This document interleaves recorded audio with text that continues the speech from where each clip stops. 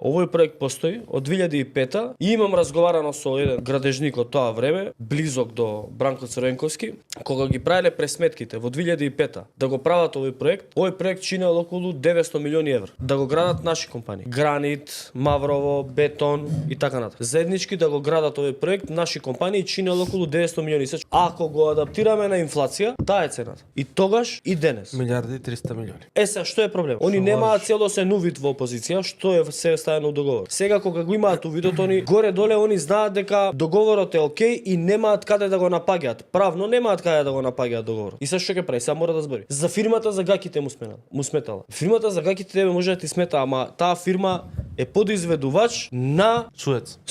Фирмата што го има градена на Суетски канал сега е надзор на работата на Бехтел и ЕНК. Суец ги ангажира овие од Велес, тие за гаќи, да бидат надзоров подизведувачи. И сад ти може да ти смета тебе гаќите и овој она, ама Суец не им смета. Зашо барем тоа не го репреговарал, зашо тоа барем тоа не го променил?